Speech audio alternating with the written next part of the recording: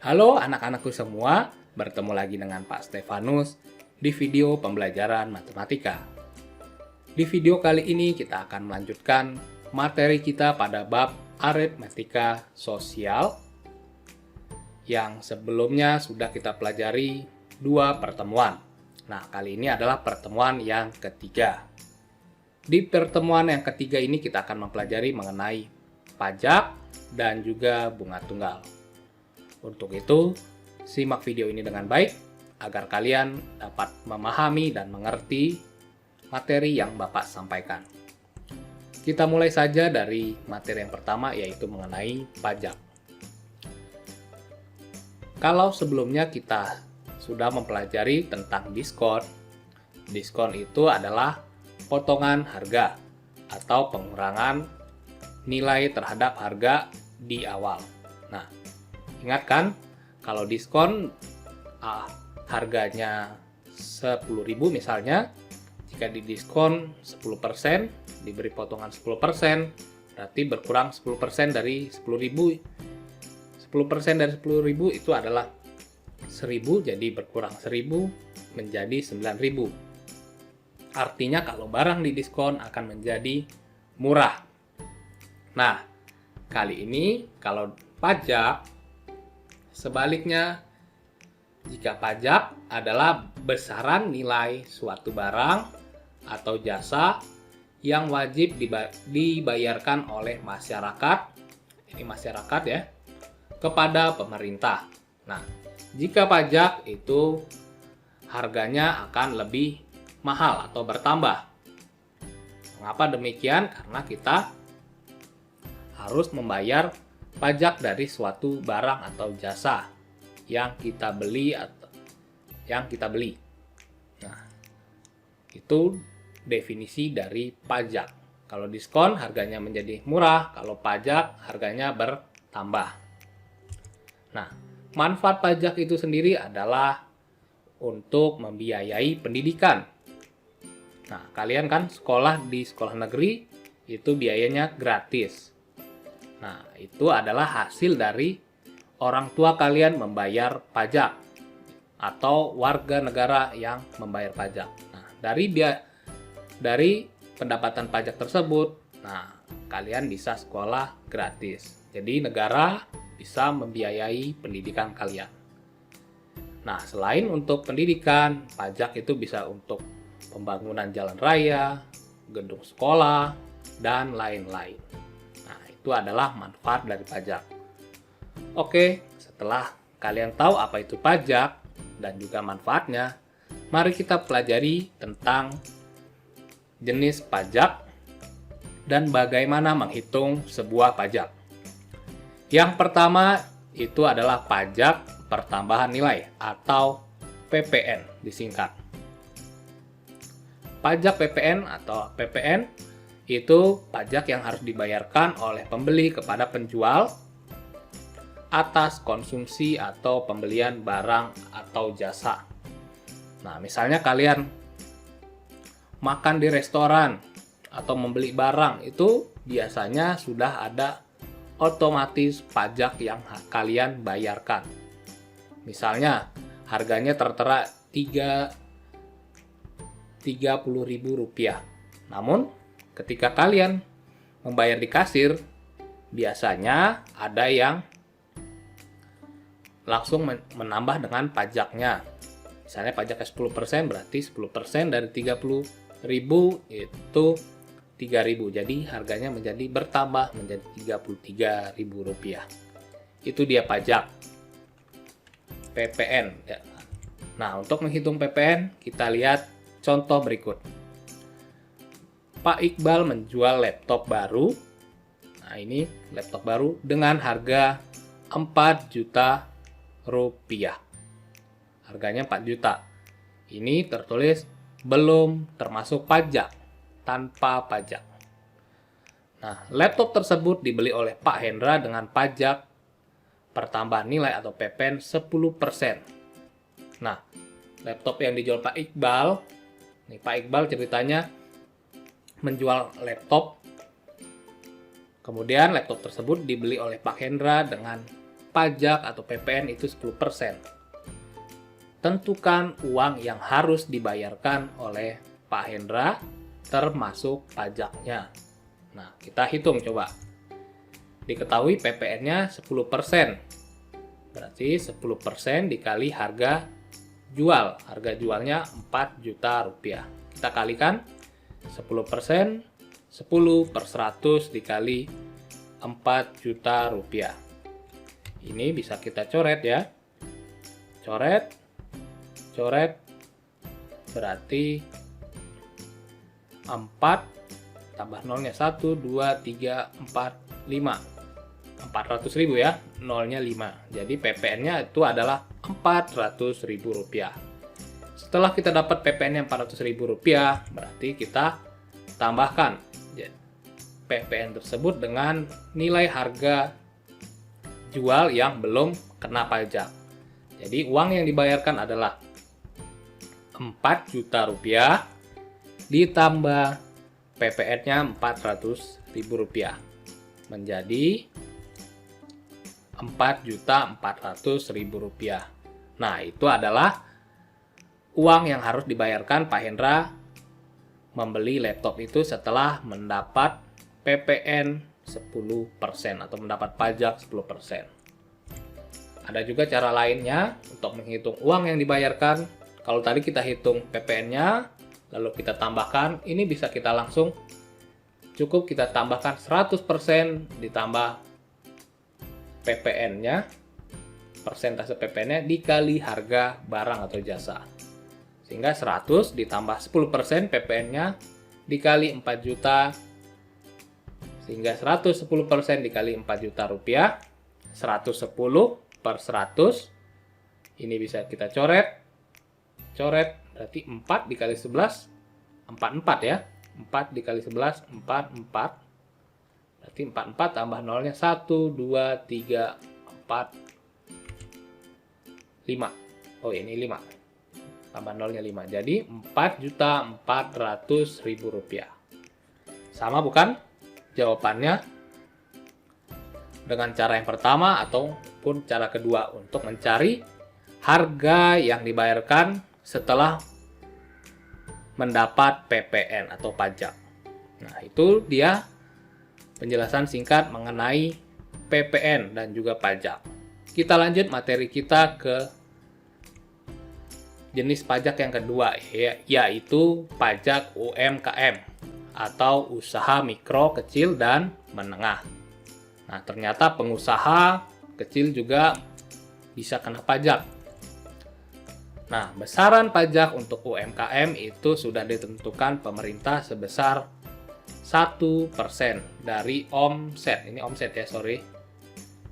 Omset. Dari omset. Omset itu adalah uang hasil penjualan barang dagangan tertentu.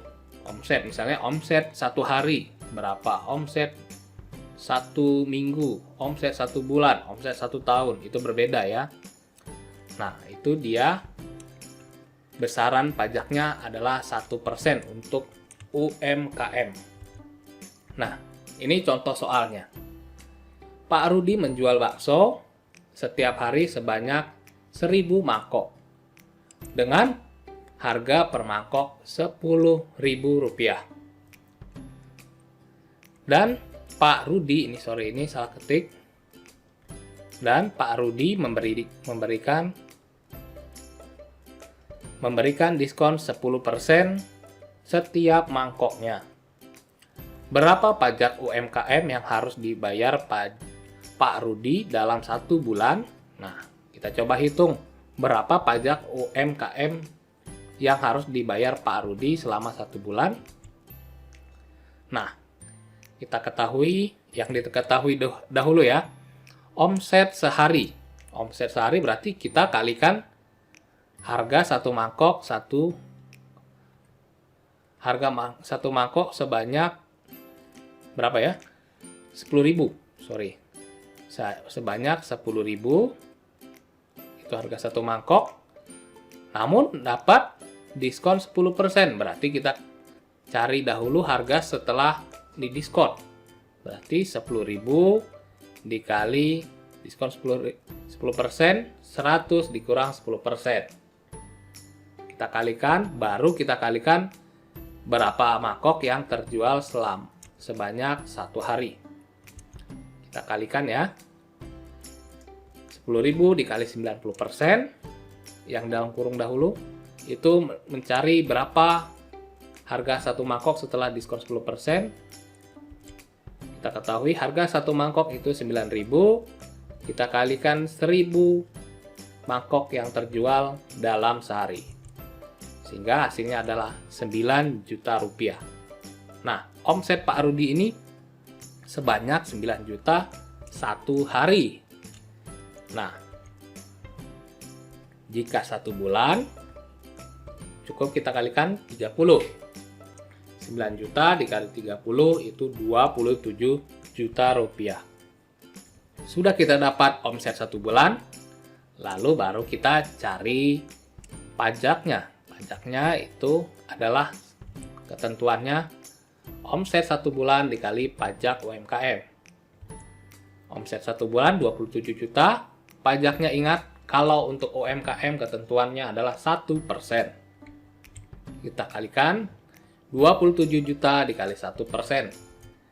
Itu jadi, ini coret ya, langsung saja simple.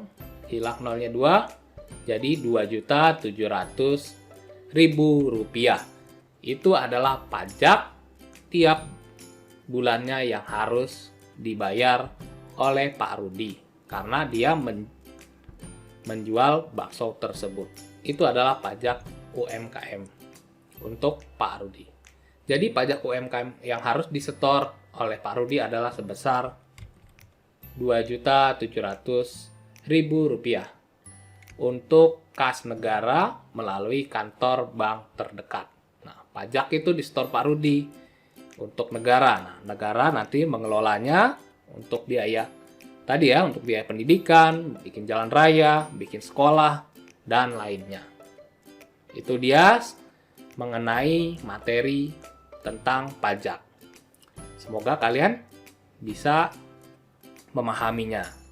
Kita lanjut ke materi berikutnya mengenai bunga tunggal. Materi selanjutnya yang akan Bapak bahas yaitu mengenai bunga tunggal. Nah, bunga tunggal itu yang pertama kita bahas yaitu pada bunga tabungan. Apa sih bunga tunggal? Nah, bunga tunggal itu adalah bunga yang besarnya tetap dari waktu ke waktu. Dihitung dari modal atau tabungan awalnya. Nah, misalnya kalian nabung di bank, itu bunganya bisa kita hitung dengan cara seperti ini. Ini dia contohnya. Contohnya Randy menabung uang di bank sebesar 1 juta rupiah dengan suku bunga tunggal sebesar 10% per tahun. Nah, kita diminta mencari yang pertama itu tentukan bunga yang diperoleh. Ini bunga ya. Tentukan bunga yang diperoleh setelah menabung selama 2 tahun. Itu yang pertama yang mau kita cari. Kemudian yang kedua, tentukan bunga yang diperoleh setelah menabung selama 6 bulan. Nah, kita cari dahulu. Bunga selama 1 tahun berapa? Untuk mendapatkan bunga selama 2 tahun. Bunga tahun pertama bisa kita hitung dengan cara mengalihkan suku bunganya. Suku bunganya diketahui tadi 10% per tahun. Jadi kita kalikan 10% dengan tabungan awalnya. Tabungan Randy itu awalnya 1 juta rupiah. Jadi kita kalikan 10 per 100 kali 1 juta. Coret, nolnya 1, coret. Coret di sini 1, coret ya. Jadi sisa nolnya 1, 2, 3, 4, 5. Jadi bunga 1 tahun atau tahun pertama itu adalah 100.000 rupiah. Jadi misalnya Randy nabungnya hanya 1 tahun. Berarti dalam 1 tahun Randy akan mendapatkan penambahan bunga sebesar 100.000. Ya, jadi kalau 1 tahun uang Randy itu akan menjadi 1.100.000. Namun yang ditanya ini adalah 2 tahun. Berarti kita cukup kalikan saja. Untuk bunga tahun kedua ya berarti 2 dikali 100.000. 200.000. Jadi setelah 2 tahun uang Randy akan menjadi 1.200.000 atau 1 juta ditambah 200 jadi 1.200.000. Nah, kalau untuk bunga yang diperoleh selama 6 bulan, nah 6 bulan, nah ini caranya berbeda. Tentunya bisa kita langsung simpulkan kalau 1 tahun itu kan 12 bulan. Berarti kalau 6 bulan itu cukup kita kalikan 6 per 12. Ingat, bunganya kan 10% per tahun. Jadi, dalam 1 tahun itu ada 12 bulan. Jadi, kalau ditanya 6 bulan, kita kalikan 6 per 12 kali 100.000. Hasilnya 50.000. Sebenarnya bisa kita langsung tahu. 6 bulan itu kan setengah tahun, berarti setengahnya. Namun, kalau yang ditanya 4 bulan, berarti kita cukup kalikan 4 per 12 dikali 100.000. Itu ya, kalau ditanya 4 bulan. Nah, dari penjelasan ini bisa kita dapat sebuah rumus untuk menghitung bunga tunggal selama N bulan. Ada rumusnya nih untuk menghitung bunga tunggal selama N bulan. Rumusnya itu adalah N per 12. N-nya ini kan lama menabung, misalnya bulan. Misalnya 7 bulan, berarti N-nya 7 per 12. Itu dia. Dikali persen B. Ini lambangnya Bapak tulis. Persen B artinya itu adalah suku bunga atau bunga tunggal selama 1 tahun. Ingat, itu per tahun. Suku bunganya dikali modal. Nah, modal ini bisa bentuknya tabungan, bisa bentuknya pinjaman. Yang kita bahas pertama kali ini adalah tentang tabungan. Nanti setelah itu kita bahas tentang pinjaman. Ini dia rumusnya, bunga N bulan sama dengan N per 12 dikali persen B dikali modal. Ingat itu rumusnya.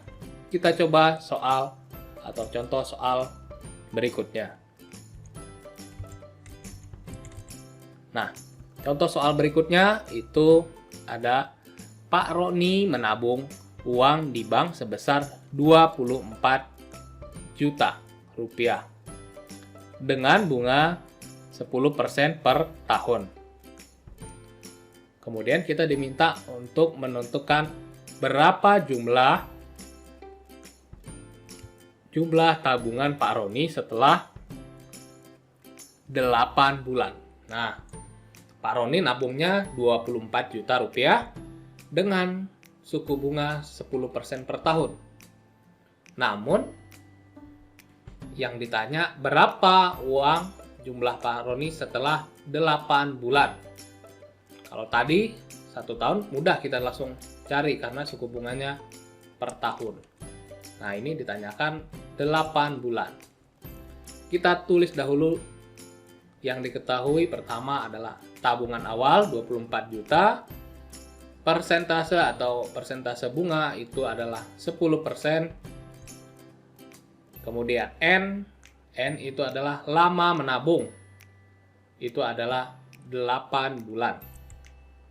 Yang ditanyakan adalah berapa bunganya dan juga berapa tabungan akhirnya.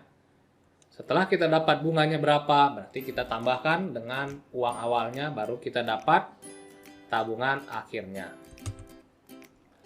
Nah, rumus mencari bunga N bulan itu tadi sudah diberikan. N per 12 dikali persen B dikali modal. 8 per 12. 8 tadi karena yang ditanya selama 8 bulan ya. 8 per 12 kali 10%. 10% tadi bunganya diketahui per tahun. Dikali modal. Modal di sini adalah tabungan di awal. Tabungan di awal itu 24 juta rupiah. Kita kalikan 8 per 12 dikali 10 per 100 dikali 24 juta rupiah. Ini bisa disederhanakan ya. Ini kita coret satu, kemudian ini coret satu, kita coret satu, 8 per 12 bisa kita sederhanakan.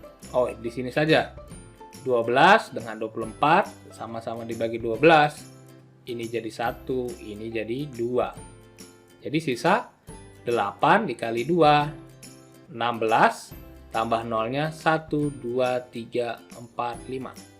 16, 1, 2, 3, 4, 5. Berapa ini? 1.600.000 ya. Bunga selama 8 bulan.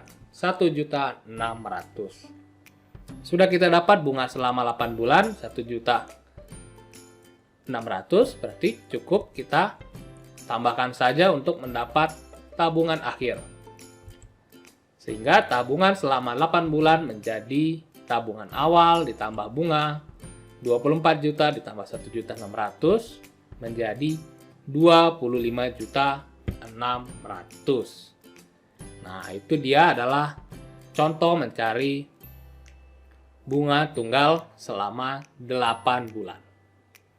Kita lihat lagi contoh soal berikutnya agar lebih paham. Kalau tadi yang ditanya berapa bunga, berapa tabungan akhirnya. Nah, kali ini contoh soalnya berbeda. Yang ditanya berapa lama waktu untuk menabung untuk mendapatkan uang sekian dengan tabungan sekian dan suku bunga sekian. Ini kebalikannya. Karena soal matematik hanya bolak-balik saja. Oke, kita lihat contoh berikutnya. Ani menyimpan uang sebesar Rp1.500.000 di sebuah bank.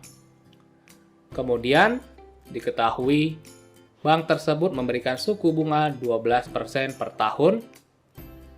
Pertanyaannya, agar jumlah tabungannya menjadi Rp1.620.000, berapa lama Ani harus menabung?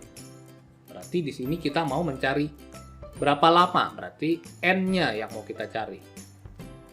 Yang diketahui di awal itu persentase bunga selama 1 tahun adalah 12%. Kemudian tabungan awal 1.500.000, tabungan akhir 1.620.000.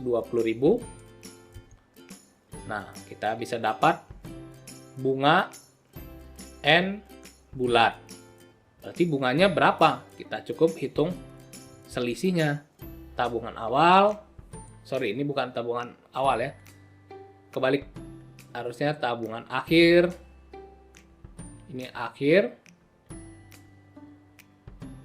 dikurang tabungan awal. Itu untuk mendapatkan berapa bunga atau pertambahan uangnya setelah sekian bulan. Pertambahannya adalah 120.000. Itu adalah bunga yang didapat. Nah, yang mau kita cari 120.000 ini didapat selama berapa bulan? Itu dia maksud dari soal ini. Kita coba mencarinya. Kita sudah punya rumus tadi ya. Bunga N bulan itu sama dengan N per 12 dikali persentase bunga selama 1 tahun dikali modal. Modal di sini bisa tabungan atau pinjaman. Nah, bunga N bulan kita dapat bertambah uangnya itu sebanyak 120.000. Kita cukup masukkan angka-angkanya. Bunga N bulan 120.000 sama dengan N per 12. N-nya ini di sini yang mau kita cari. Belum tahu kita N-nya berapa bulan. Per 12, kita masukkan angka-angkanya yang diketahui dikali 12%. 12% ya tadi. suku bunganya dikali 1.500.000. Itu adalah modal atau tabungan awalnya 1.500.000. Nah, kita kalikan 120.000 sama dengan N per 12 dikali 12 per 100 dikali 1.500.000. Ini bisa kita coret. Ini dengan ini 12 dengan 12, 02 dengan 02. Sehingga bersisa 120.000 sama dengan N dikali 15.000 ya, tinggal 1, 2, 3. Nolnya sisa 3, 15.000. Sehingga N sama dengan 120.000 dibagi 15. Ini kan pindah ruas. Ingat, persamaan linear satu variabel.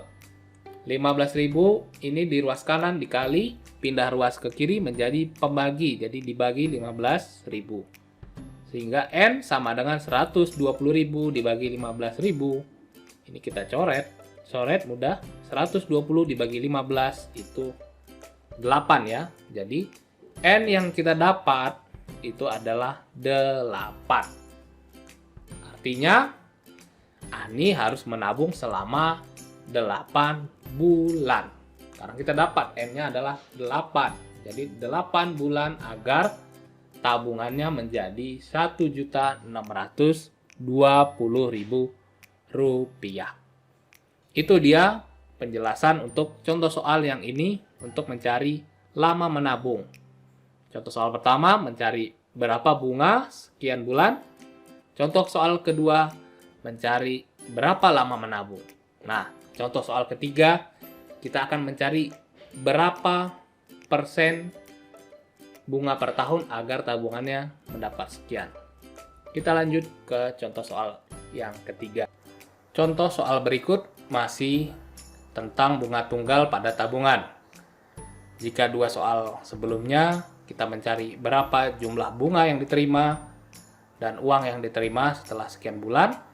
Contoh soal kedua kita diminta mencari berapa bulan yang dibutuhkan untuk menjadi uangnya sekian.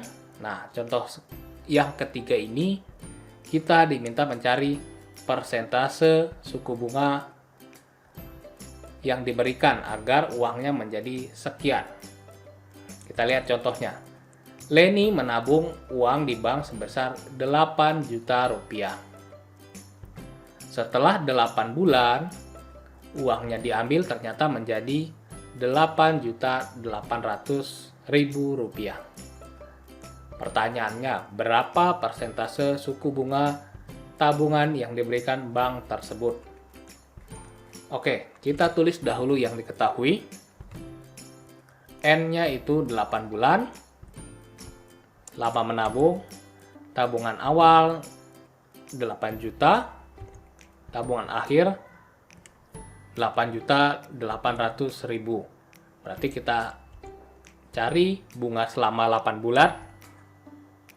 Itu selisihnya akhir dikurang awal 8.800.000 dikurang 8 juta. Kita dapat 8 juta ya. 800.000 rupiah. Itu adalah bunga yang diterima selama 8 bulan. Nah, yang mau kita cari adalah persentase atau persentase suku bunga yang diberikan bank selama 8 bulan. Berapa bunga yang diberikan selama 8 bulan agar menjadi tabungannya 8.800.000. Berarti kita hitung bunga 8 bulan itu sama dengan N per 12 dikali persen B, persentase bunga, dikali modal. Ini rumusnya tadi ya. Bunga 8 bulan itu 800.000. N-nya 8 bulan per 12 dikali B, persentase yang diberikan bunga, ini yang diberikan bank, ini yang mau kita cari ya, B ini, dikali modal. Modal itu adalah tabungan di awal 8 juta rupiah. kita selesaikan 800.000 tetap di ruas kiri 8/12 dikali B. Dari mana nih asalnya tiba-tiba jadi B? Ini ya dicoret 2, coret 2 jadi 80.000. Kemudian 80.000 pindah ruas ke kiri menjadi pembagi sama dengan 800.000 dibagi 80.000 sama dengan 8/12 dikali B. Ini bisa kita coret. Coret ini nolnya 4 juga, 8-nya jadi 1. Ini bisa kita coret. Sama-sama dibagi 4, 2 bagi 4, 3. Jadi 10 sama dengan 2/3 dikali B. 2/3 pindah ruas ke kiri menjadi bagi. Kemudian B sama dengan 10 dikali 3/2. Karena dibagi dibalik ya. Berarti 10 kali 3, 30 kali 2 sama dengan B-nya itu 15. Berarti bunga yang diberikan adalah 15% per tahun. Karena kita dapat B-nya adalah 15. Jadi bunga yang diberikan adalah 15% per tahun. Itu dia jawaban untuk contoh soal yang ketiga. Sebenarnya rumusnya sama, kita pakai rumus yang ini. Hanya tergantung apa yang ingin ditanyakan soal. Hanya dibolak-balik saja. Kita lanjut ke materi selanjutnya mengenai bunga tunggal pada pinjaman. Nah, selain pada tabungan, juga kita bisa menghitung pada pinjaman. Itu kita bisa hitung untuk menghitung angsuran atau cicilan. Misalnya kalian kredit, nah itu atau minjam. Kalian harus mengembalikannya secara mencicil. Nah, itu adalah pinjaman. Nah, kita bisa hitung cara mengkredit selama sekian bulan. Nah, ini contoh soalnya. Bu Retno meminjam uang di koperasi sebesar Rp400.000 dengan bunga 18% per tahun. Jika lama meminjam, Bu Retno itu meminjam selama 5 bulan. Jadi Bu Retno minjam uang 400.000 dengan bunga 18%. Ia ingin mengembalikan atau berjanji dengan kesepakatan dengan koperasi akan mengembalikan selama 5 bulan. Pertanyaannya, berapa besar angsuran? Angsuran itu sama saja dengan cicilan yang harus dibayar tiap bulan agar pinjamannya lunas. Oke, kita hitung ya.